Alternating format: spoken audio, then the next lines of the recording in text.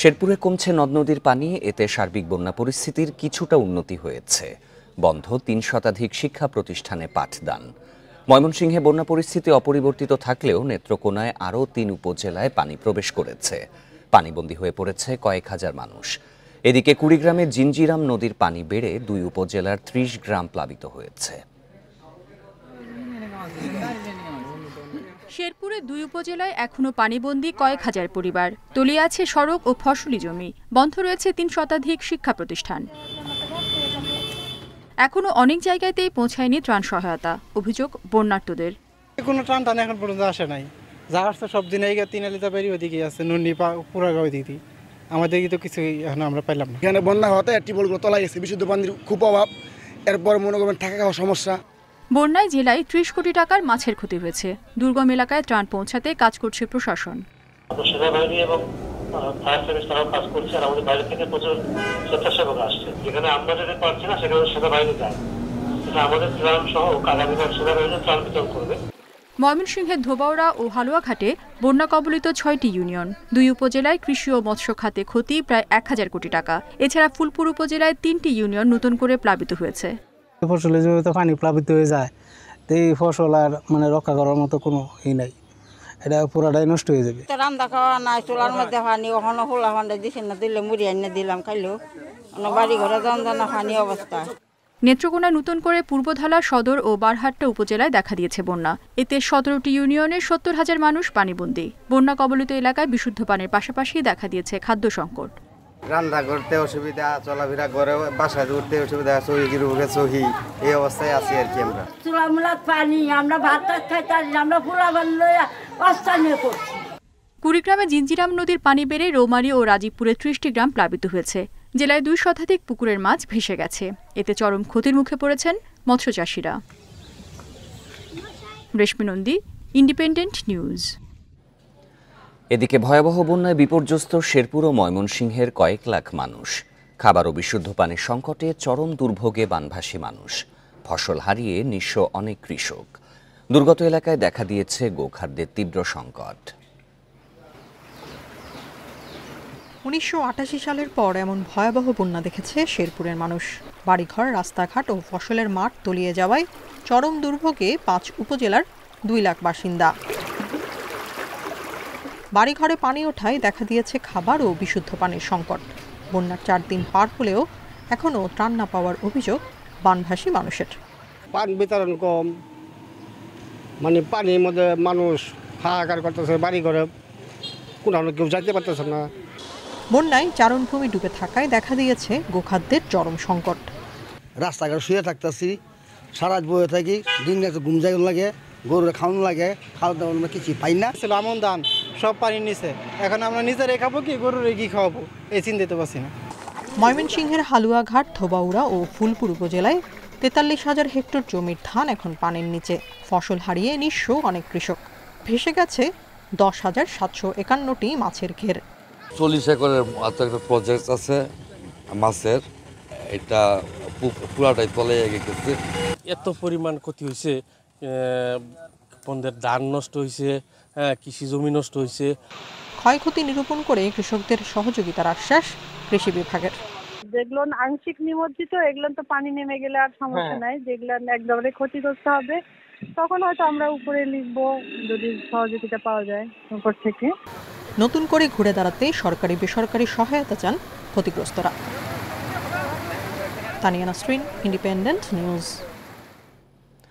বন্যা পরিস্থিতির আরও খবর জানাতে শেরপুর ও ময়মনসিংহ থেকে যোগ দেবেন সহকর্মীরা। শুরুতেই যাব শেরপুরে, সেখানে রয়েছেন সহকর্মী সাইমুম সাব্বির শোভন।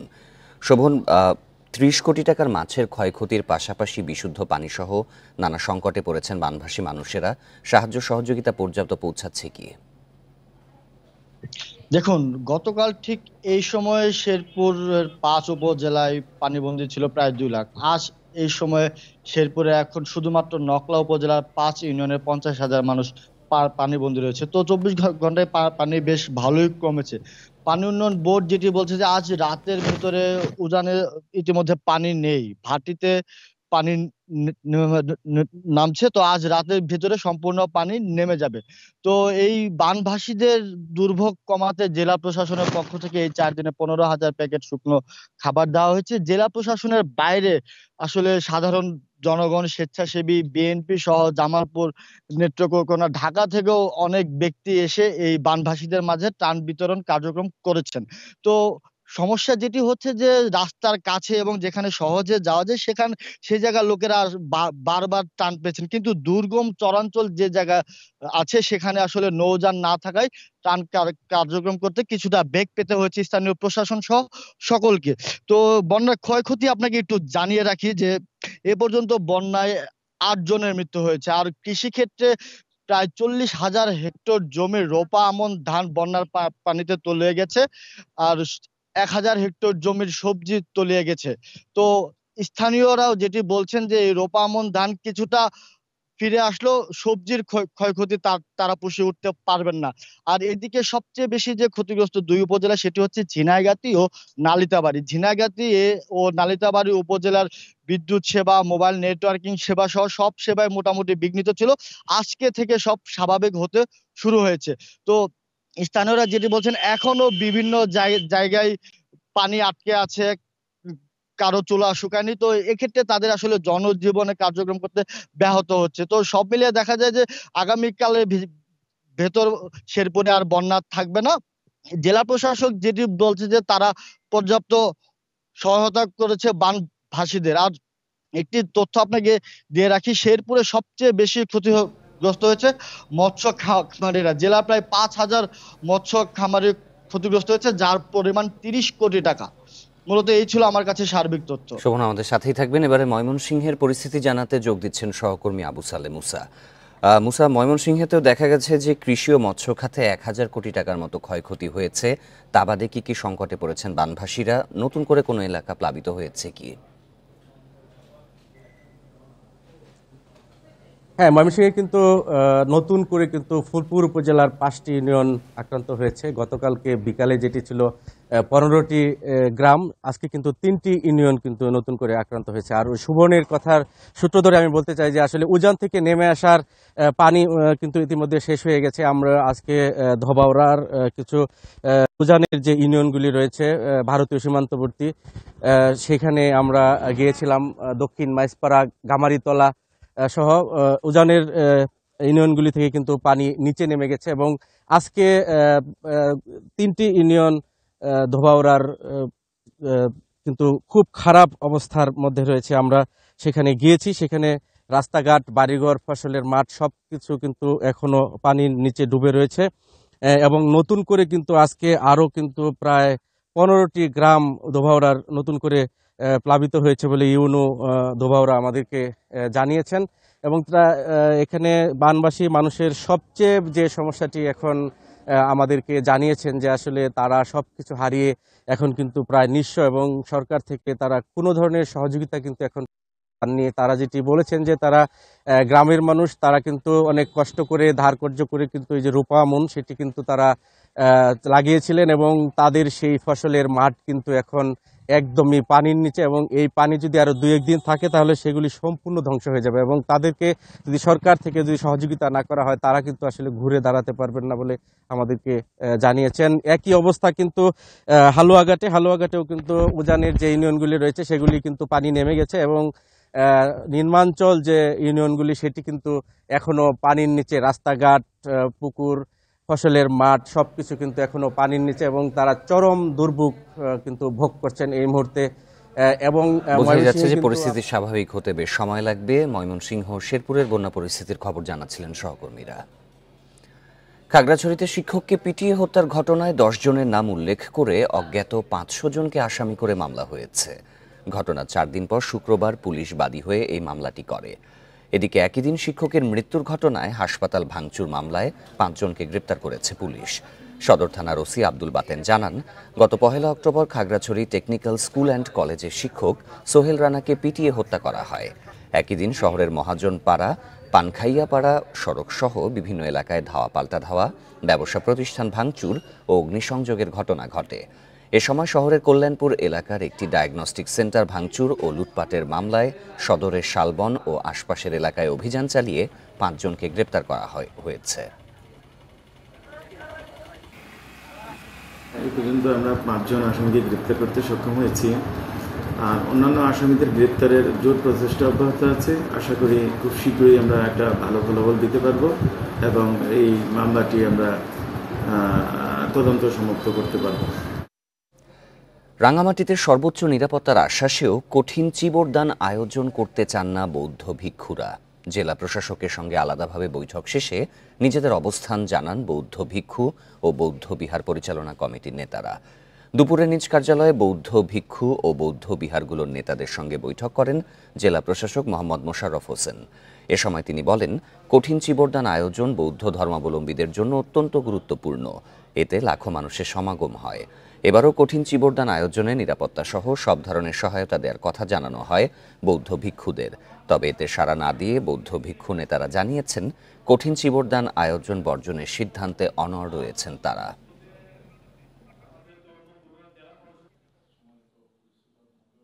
আন্দোলন আছে, 3টা জেলায় আছে। 3টা জেলায় যে ভিক্ষুরা আছেন, ভিক্ষু সংঘ আছেন, ওনাদের সমন্বয়েও এটা গ্রহণ করা হয়েছে।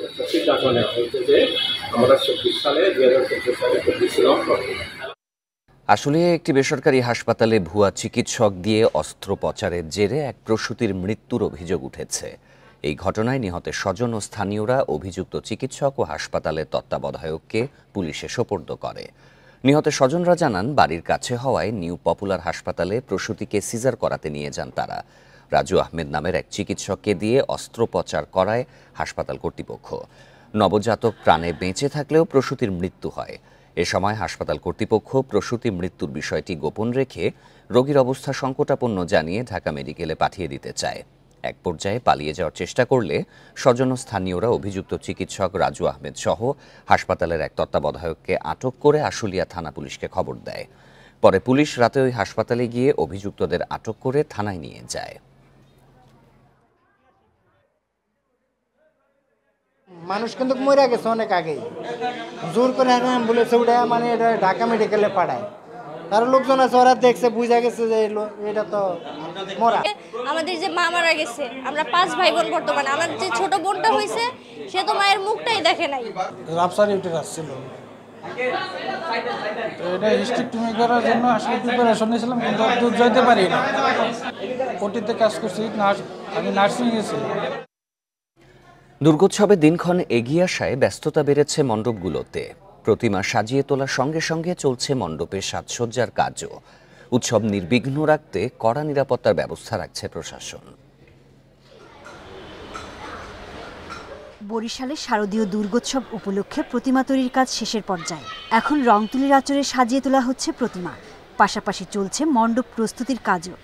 আমাদের কাজ দ্রুত চলতেছে, যেহেতু পূজা সামনে ঘনায় আইছে, তাই আমরা সব ধরনের প্রস্তুতি নিয়েছি। প্রতিমার কাজ চলছে শেষ পর্যায়ে, এখন তরুণের কাজও হচ্ছে, বৃষ্টিতে একটু বিঘ্ন ঘটছে। বরগুনায় এবার দুর্গাপূজা হচ্ছে 122টি মণ্ডপে। মণ্ডপ প্রস্তুতির পাশাপাশি উৎসবের অপেক্ষায় হিন্দু ধর্মাবলম্বীরা। আমাদের ভিতরে একটা উৎসাহ উদ্দীপনা কাজ করতেছে, আর নিরাপত্তার বিষয়টি পুলিশ এবং আনসার তারা আমাদের নিরাপত্তা দেবে। কুড়িগ্রামের প্রতিমা শিল্পীদের ব্যস্ততা কমেনি, এখনও বিভিন্ন জেলার মানুষ আসছে প্রতিমা কিনতে। মৌলভীবাজারে দুর্গোৎসবের প্রস্তুতি শেষের দিকে। নির্বিঘ্নে পূজা উদযাপনের 3 স্তরের নিরাপত্তা ব্যবস্থা নিয়েছে পুলিশ। কোনো ত্রুটি বিচ্যুতি আছে কিনা সেগুলো আমরা দেখার চেষ্টা করছি, এবং যেগুলো আমাদের দৃষ্টিতে নিরাপত্তার বিঘ্ন ঘটতে পারে সেগুলো নিয়ে আমরা তাদের সঙ্গে কথা বলেছি। এই নিরাপত্তার প্রশ্নে কিন্তু বাংলাদেশ পুলিশ কিন্তু সবসময়ের জন্য একদম শূন্য সহনশীলতায় আছে। প্রতিমা তৈরির পাশাপাশি মণ্ডপে মণ্ডপে চলছে সাজসজ্জার কাজ। সোহেলি জাহান, ইন্ডিপেন্ডেন্ট নিউজ। দুর্গাপূজার প্রস্তুতি ও নিরাপত্তা ব্যবস্থা নিয়ে আরও জানাতে এবার রাজশাহী থেকে যোগ দিচ্ছেন সহকর্মী মোস্তাফিজুর রহমান। মোস্তাফিজ, রাজশাহীতে এবার কতটি মণ্ডপে পূজা অনুষ্ঠিত হবে? শেষ মুহূর্তের প্রস্তুতি কেমন দেখা যাচ্ছে? নিরাপত্তার বিষয়ে কি তথ্য জানিয়েছেন আইন শৃঙ্খলা বাহিনীর সদস্যরা?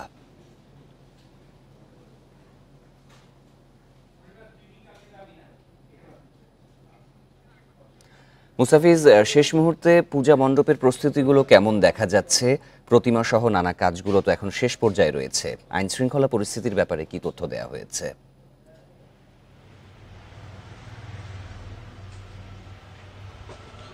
এখন আমরা এখানে রাজশাহীর যে কান্তি কালী মন্দির আছে সেখানে অবস্থান করছি এবং এখানে প্রতিমাগুলো বিশেষ করে দুর্গতি নাশিনী যে দুর্গার আবির্ভাব অর্থাৎ আর একদিন পরে অর্থাৎ ৯ তারিখে ষষ্ঠীর মধ্য দিয়েই কিন্তু এর আনুষ্ঠানিকতা শুরু হবে এবং এখন পর্যন্ত আমরা যেটা দেখেছি যে শেষ মুহূর্তের প্রস্তুতি চলছে এবং সাজসজ্জার যে বিষয়টি রয়েছে সেটি কিন্তু এখন সম্পন্ন করার চেষ্টা করছেন, কেননা হাতে সময় একবারেই নেই এবং এইবার দেবী আসছেন এবং যারা পুরোহিত রয়েছেন পুরোহিতরা বলছিলেন যে দুর্গতি নাশিনী দেবী এবার যে বিনষ্ট বা অশুভ শক্তিকে দূর করতে, শান্তি বিরাজ করতে, শান্তির বার্তা বয়ে নিয়ে আসবেন এমনটি কিন্তু তারা বলছিলেন এবং তারা এবার দেবী দোলায় আসবেন এবং ঘটকে করে ফিরে যাবেন। এখন পর্যন্ত রাজশাহীতে যে পরিসংখ্যান অর্থাৎ এখন পর্যন্ত বলা হচ্ছে রাজশাহী এই জেলাতে ৩৯০টি এবার পূজা মণ্ডপে এই দুর্গাপূজা অনুষ্ঠিত হবে। এর মধ্যে রাজশাহী মহানগরীতে হবে ৭৮টিতে এবং আইন শৃঙ্খলা পরিস্থিতি বা নিরাপত্তার কথা যদি বলা হয়ে থাকে এরই মধ্যে কিন্তু আইন শৃঙ্খলা বাহিনীর একাধিক সংস্থা কিন্তু এই বিষয়টি নিয়ে তারা একাধিক বৈঠক করেছেন। বিশেষ করে র্যাব, পুলিশ সহ যৌথ বাহিনীর যে বিষয়টি রয়েছে তারা নিরাপত্তার বিষয়টি পুরোপুরি নিশ্চিত করছেন এবং তারা বলছেন যে এবং তারা আশাও করছেন যে কোনো প্রকার বিশৃঙ্খলা বা অরাজকতা ছাড়াই সুষ্ঠুভাবেই কিন্তু শারদীয় যে দুর্গা উৎসব সেটি কিন্তু অনুষ্ঠিত হবে এবং এখন পর্যন্ত কোনো প্রকার নাশকতা আর কোনো খবর কিন্তু গোয়েন্দা তথ্যও কিন্তু নেই। অর্থাৎ বাহিনী বলছেন যে তাদের পক্ষ থেকে নিরাপত্তার যে বেষ্টনী সেটি কিন্তু এর মধ্যে কয়েক স্তরের যে নিরাপত্তা বেষ্টনী সেই প্রস্তুতি তারা রয়েছে। সেই সাথে এখন থেকেই কিন্তু সাদা পোশাকধারী যে আইন শৃঙ্খলা বাহিনী আছেন তাদের পাশাপাশি কিন্তু সাদা পোশাকে গোয়েন্দা নজরদারিও কিন্তু বৃদ্ধি করা হয়েছে। সেই সাথে সীমান্তগুলোতেও কিন্তু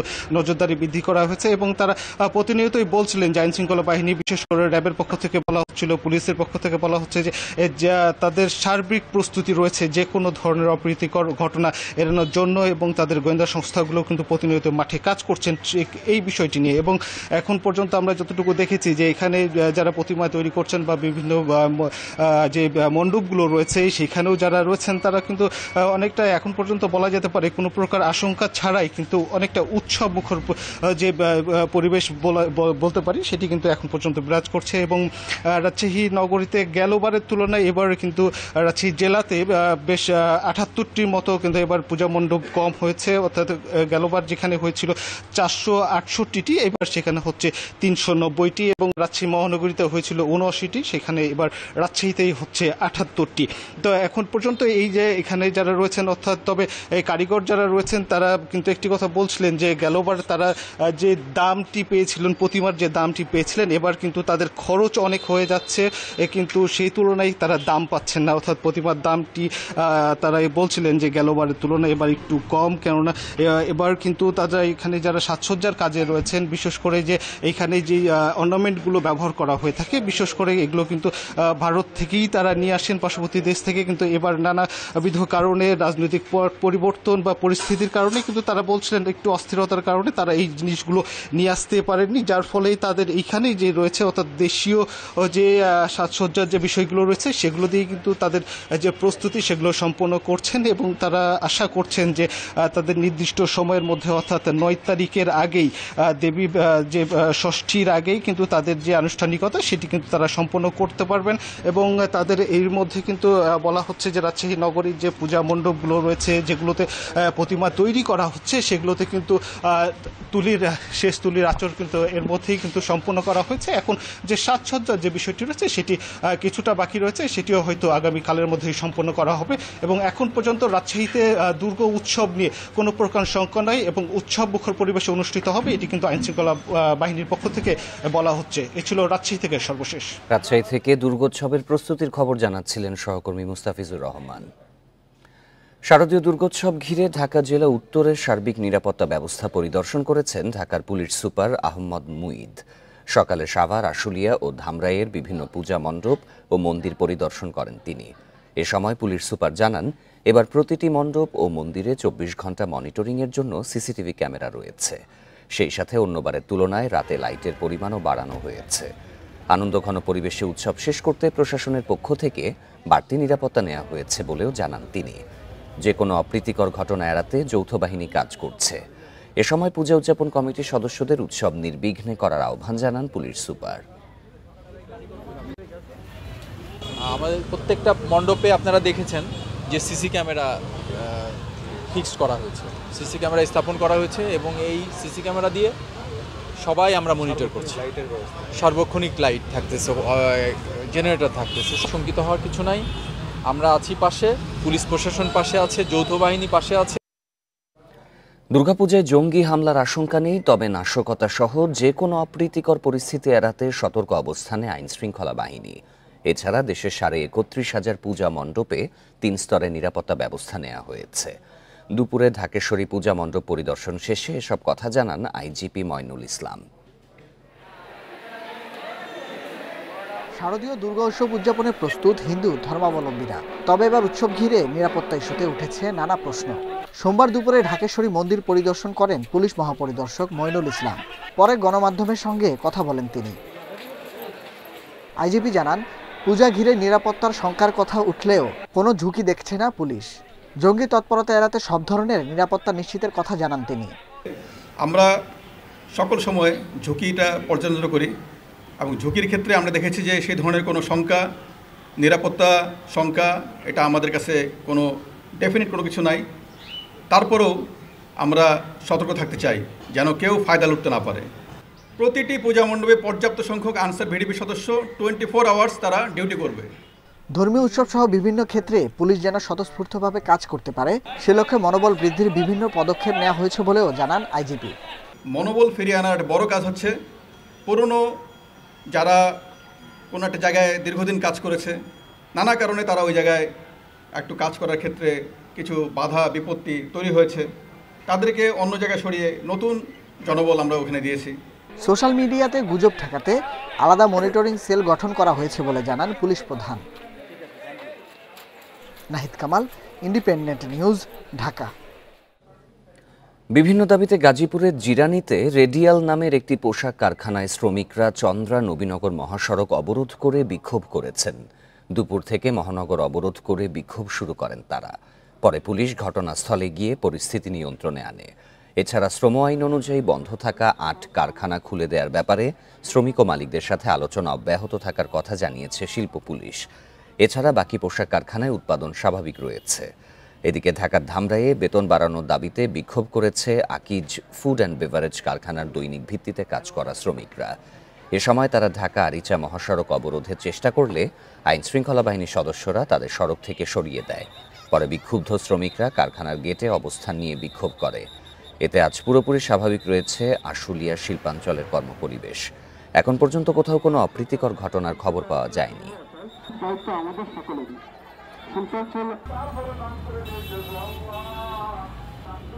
চট্টগ্রামে গান গেয়ে খুঁটির সঙ্গে বেঁধে এক যুবককে পিটিয়ে হত্যার ঘটনায় আরও 2 জনকে গ্রেপ্তার করেছে র্যাব। নগরীর খুলশী এলাকা থেকে তাদের গ্রেপ্তার করা হয়। র্যাব জানায়, শাহাদাত নামে এক যুবককে পিটিয়ে হত্যার ঘটনায় সাগর ও শান্ত নামে 2 জনকে গ্রেপ্তার করা হয়েছে। প্রাথমিক জিজ্ঞাসাবাদে তারা হত্যাকাণ্ডে জড়িত থাকার কথা স্বীকার করেছে। আসামিদের 5লাইশ থানায় হস্তান্তর করা হয়েছে। এ নিয়ে ঘটনায় 5 জনকে গ্রেপ্তার করা হলো। গত 13ই আগস্ট খুঁটির সঙ্গে বেঁধে ওই যুবককে পিটিয়ে হত্যা করে কয়েকজন। ঘটনার 1 মাস পর একটি ভিডিও সামাজিক যোগাযোগ মাধ্যমে ছড়িয়ে পড়ে।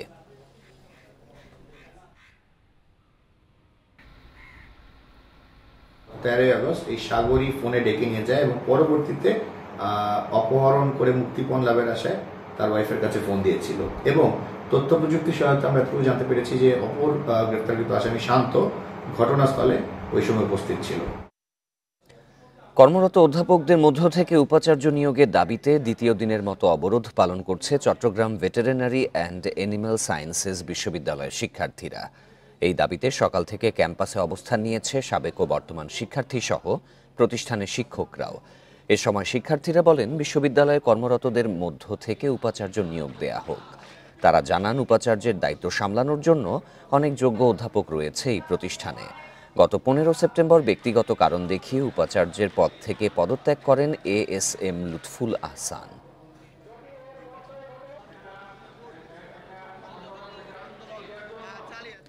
তিন পার্বত্য জেলায় আগামীকাল থেকে ২৪ দিন ভ্রমণে নিষেধাজ্ঞা দেয়ায় বড় সংকটে পড়েছেন পর্যটন ব্যবসায়ীরা। ভরা মৌসুমে প্রশাসনের এমন সিদ্ধান্তে হতবাক তারা। বলছেন পূজার ছুটিতে বেশিরভাগ হোটেল মোটেলের বুকিং বাতিল হওয়ায় লোকসানের পাশাপাশি বিপাকে পড়েছেন অনেক মানুষ। দুর্গাপূজার ছুটি ঘিরে মুখর হয়ে ওঠার কথা ছিল খাগড়াছড়ির পর্যটন কেন্দ্রগুলো। এরই মধ্যে প্রায় সবগুলো হোটেল মোটেলে বুকিং ছিল পর্যটকদের। রোববার প্রশাসনের পক্ষ থেকে পাহাড়ে ভ্রমণ নিষেধাজ্ঞা দেয়ায় বিস্মিত পর্যটন ব্যবসায়ীরা। নিষেধাজ্ঞার পরই রাঙামাটিতে বাতিল হয়েছে সব হোটেল মোটেলের বুকিং।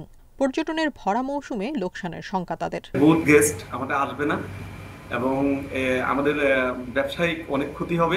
গতকালকের ঘোষণার পরে পরিস্থিতি পুরোই খারাপ, মনোগঞ্জে গেস্ট একবারে নাই। ভ্রমণ নিষেধাজ্ঞা দেওয়ার পরে এখন তো আমরা তো চিন্তায় পড়ে গেছি, মানে ব্যবসা লসগুলা কাটিয়ে উঠতে পারবো কিনা।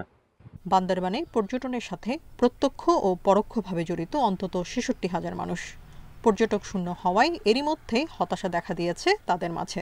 টুরিস্টরা আসা শুরু করছিল, আমাদের হোটেলে মোটামুটি ভালো আশা অনুসারে আমরা টুরিস্ট পেয়েছিলাম। আমরা খুব কষ্টে আছি, মানে যে বাসায় যে বাজার করে নিয়ে যাব এরকম টাকা পর্যন্ত আমাদের পকেটে নাই। পর্যটন খাতে ক্ষতির কথা স্বীকার করে দ্রুত পরিস্থিতি স্বাভাবিক করার কথা জানিয়েছে প্রশাসন। এখানে সারা বাংলাদেশ থেকে পৃথিবীর অনেক দেশ থেকে টুরিস্ট আসবে, তারা এখানে ঘুরবে, বেড়াবে, খাওয়া দাওয়া করবে, আমাদের অর্থনীতি চাঙ্গা হবে না। আমাদের অবস্থান থেকে যতটুকু আমাদের ব্যবস্থা নিয়ে আমরা ব্যবস্থা নিব। অনিবার্য কারণ দেখিয়ে ৮ অক্টোবর থেকে ৩১ অক্টোবর পর্যন্ত পর্যটকদের পাহাড়ে ভ্রমণ না করার পরামর্শ দিয়েছে স্থানীয় প্রশাসন। Tania Nasrin, independent news. এ বিষয়ে আরও জানাতে এবার খাগড়াছড়ি থেকে যোগ দিচ্ছেন সহকর্মী সমীর মল্লিক। সমীর, এই পূজার মৌসুমে এই বন্ধ রাখার সিদ্ধান্ত পর্যটন ব্যবসায় কি পরিমাণে ক্ষয়ক্ষতি হতে পারে, এ বিষয়ে যারা রয়েছেন তারা কি বলছেন?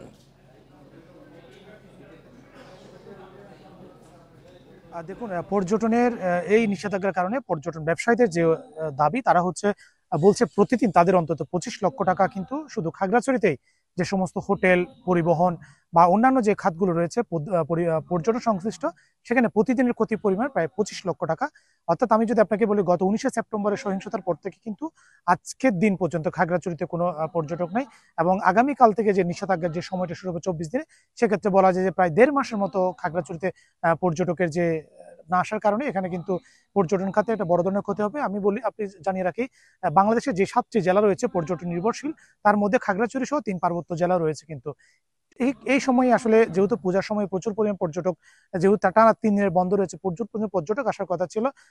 ইতিমধ্যে কিন্তু এই নিষেধাজ্ঞার কারণে যারা পর্যটন ব্যবসা রয়েছে তাদের মধ্যে কিন্তু হতাশা বিরাজ করছে এবং তারা ব্যবসা নিয়ে দুশ্চিন্তা রয়েছে। যদিও পর্যটক আসবে না, তারপরেও কিন্তু বেশ কিছু খাতে কিন্তু হোটেল ব্যবসাতে যে খরচ, সেটা কিন্তু তারা বলছে যে কর্মচারীদের বেতন দেওয়া, অন্যান্য যে বিদ্যুৎ বিল সহ অন্যান্য যে আনুষঙ্গিক যে খরচগুলো রয়েছে, সেগুলো তারা আসলে কিভাবে ব্যয় মেটাবে সেটা নিয়ে তারা দুশ্চিন্তা রয়েছে। একইভাবে যদি আপনাকে সাজেকের পরিস্থিতিটা বলতে চাই, সেখানে প্রায় প্রতিদিন ছুটির দিনে ব্যবসায়ীদের যে দাবি, অন্তত ৩,৫০০ পর্যটক প্রতিদিন কিন্তু সাজেক ভ্রমণ করার কথা ছিল এবং অনেকে কিন্তু ১ মাস বা ১.৫ মাস আগে কিন্তু এই সহিংসতার আগে কিন্তু অনেকে বুকিং করেছিল সাজেকে যাতায়াতের জন্য, অর্থাৎ তারা সাজেক ভ্রমণের জন্য।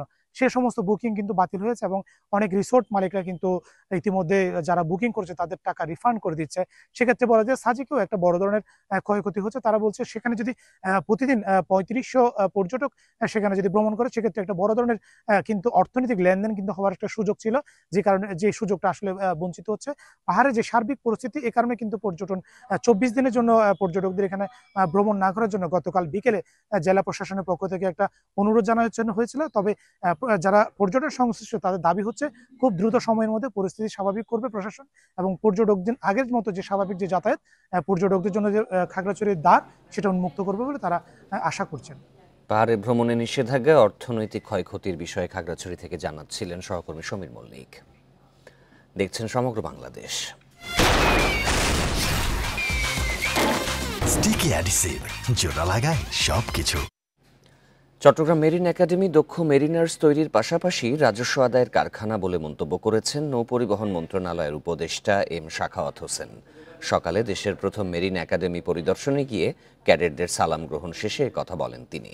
নৌ উপদেষ্টা বলেন, এখনকার মেরিন ক্যাডেটরা আইএমও নির্দেশনা অনুযায়ী দেশি বিদেশি জাহাজে সুনামের সঙ্গে দায়িত্ব পালন করছেন। তবে 2022 সালের পর থেকে বিভিন্ন ভাতা বন্ধ করায় অনেক দক্ষ অফিসার প্রশিক্ষক হিসেবে যোগ না দিয়ে অন্য দেশের মেরিটাইম ইনস্টিটিউটে যোগ দিচ্ছেন। এরই মধ্যে একাডেমির পক্ষ থেকে বেশ কিছু সমস্যা ও অনিয়ম তুলে ধরা হয়েছে জানিয়ে নৌ উপদেষ্টার আশ্বাস, সমস্যা সমাধানে সব ধরনের উদ্যোগ নেওয়া হবে। কিছু অ্যানোমালি আছে রিক্রুটমেন্টের অন্যান্য বিষয়ে, সেগুলো আমরা বলেছি যে যেহেতু এগুলো অনেকদিন থেকে পুঞ্জীভূত হয়ে আসছে, আমাদেরকে দেখতে হবে, যেটা আমি মনে করি যে এইখানে স্ট্যান্ডার্ড মাস্ট বি মেনটেইনড, যাতে তার এই স্ট্যান্ডার্ড নিয়ে কোনো কথা না ওঠে। আশুলিয়ায় বৈষম্য বিরোধী আন্দোলনে ছাত্র জনতা হত্যার একাধিক মামলার আসামি এক ইউপি সদস্যকে গ্রেপ্তার করেছে র্যাব। গ্রেপ্তার হাজী আবু সাদেক ভূঁইয়া আশুলিয়ার ধামসোনা ইউনিয়নের ৬ নম্বর ওয়ার্ডের সদস্য এবং ধামসোনা ইউনিয়ন আওয়ামী লীগের সহসভাপতি। র্যাব জানায় ৫ই আগস্টের পর থেকে পলাতক ছিল আবু সাদেক ভূঁইয়া। গতকাল গোপন খবরে আশুলিয়ার ভাদাইল এলাকায় অভিযান চালিয়ে তাকে গ্রেপ্তার করা হয়। পরে তাকে আশুলিয়া থানায় হস্তান্তর করা হয়েছে।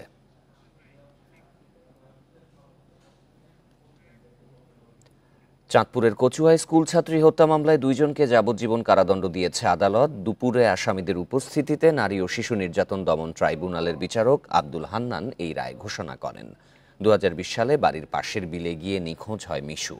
এর একদিন পর তার মরদেহ উদ্ধার করে স্থানীয়রা। এই ঘটনায় অজ্ঞাতদের আসামি করে হত্যা মামলা করেন নিহতের মা।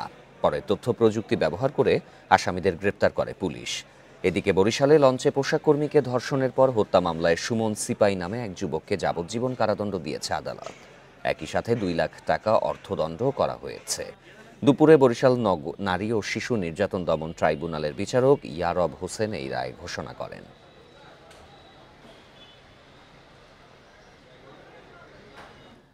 ফরিদপুরের নগরকান্দায় ডোবা থেকে এক ব্যক্তির মরদেহ উদ্ধার করা হয়েছে। সকালে উপজেলা টেলিফোন এক্সচেঞ্জ অফিসের সামনের পরিত্যক্ত ডোবা থেকে মরদেহটি উদ্ধার করা হয়। নগরকান্দা থানার ওসি সফর আলী জানান, উদ্ধার অর্ধগলিত মরদেহটি ষাটোর্ধ্ব ব্যক্তির, তবে তার পরিচয় নিশ্চিত হওয়া যায়নি। মরদেহ ময়নাতদন্তের জন্য ফরিদপুর মেডিকেলে পাঠানো হয়েছে। এদিকে লক্ষ্মীপুর পৌরসভার আবির নগর এলাকার ডোবা থেকে উদ্ধার মরদেহর পরিচয় শনাক্ত হয়নি। ঘটনা তদন্তে পুলিশের পাশাপাশি সিআইডি ও পিবিআই কাজ করছে। অন্য কোথাও হত্যার পর মরদেহ ডোবায় এনে ফেলা হয়েছে বলে ধারণা করছে পুলিশ।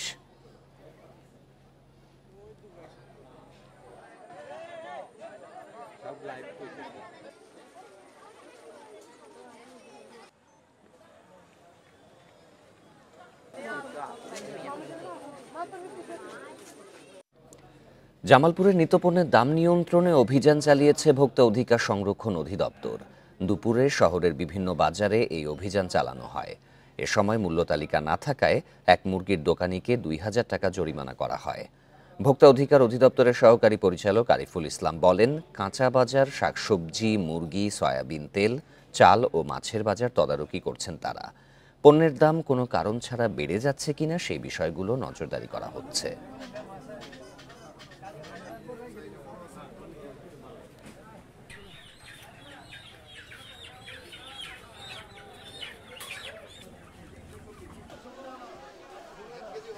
নিত্য প্রয়োজনীয় যে দ্রব্যগুলো আছে সেগুলোর মূল্য অহেতুক বেড়ে যাচ্ছে কিনা এই বিষয়টির আমরা মনিটরিংয়ে রাখছি। আর কাঁচা সবজি থেকে শুরু করে যে পণ্যগুলো আমাদের নিয়মিতই প্রয়োজন হয় এগুলোর মূল্য অহেতুক বৃদ্ধি পাচ্ছে কিনা সেই বিষয়টি আমরা নজরদারি করতে এসেছি। এর মধ্যে আমরা কিছু ব্যত্যয় পাওয়ার কারণে অলরেডি আমরা কিছু জরিমানা আরোপ করেছি, তাদেরকে সতর্ক করেছি। ঝালকাঠিতে বেইলি ব্রিজে ট্রাক আটকে দক্ষিণাঞ্চলের বিভিন্ন রুটে ঢাকাগামী পরিবহন সহ সব যানবাহন চলাচল বন্ধ রয়েছে। রোববার রাতে গাজীরহাট এলাকায় এই ঘটনা ঘটে। স্থানীয়রা জানায়, রাতে পণ্য বোঝাই ট্রাকটি বেইলি ব্রিজে ওঠার সময় পেছনের 2 চাকা ডেবে ব্রিজে আটকে যায়। এরপর থেকে সব ধরনের যানবাহন চলাচল বন্ধ রয়েছে। এতে কাঠালিয়া, মঠবাড়িয়া, পাথরঘাটা ও বরগুনাগামী যাত্রীরা পড়েছেন ভোগান্তিতে।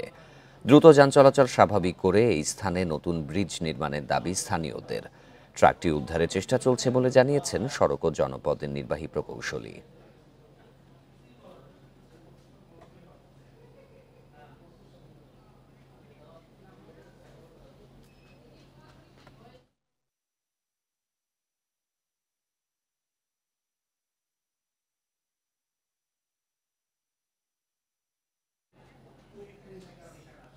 নারায়ণগঞ্জ শহরের কালীরবাজার মশলাপট্টিতে আগুনে পুড়ে গেছে ৩০টি দোকান। গতরাত 11:30টার দিকে আগুনের ঘটনা ঘটে। ফায়ার সার্ভিস জানায় রাতে কালীবাজারে মশলার দোকানে আগুন ছড়িয়ে পড়ছে। স্থানীয়রা এই খবরে ফায়ার সার্ভিসে খবর দেয়। পরে মণ্ডলপাড়া ফায়ার স্টেশনের ৩টি ও হাজীগঞ্জ ফায়ার স্টেশনের 2টি ইউনিট 1.5 ঘন্টার চেষ্টায় রাত 1টার দিকে নিয়ন্ত্রণে আনে আগুন। এই ঘটনায় দোকানের কেউ হতাহত হয়নি, তবে ফায়ার সার্ভিসের এক সদস্য আহত হয়েছে বলে জানানো হয়েছে। আগুনের কারণ ও ক্ষয়ক্ষতির পরিমাণ এখনও জানা যায়নি।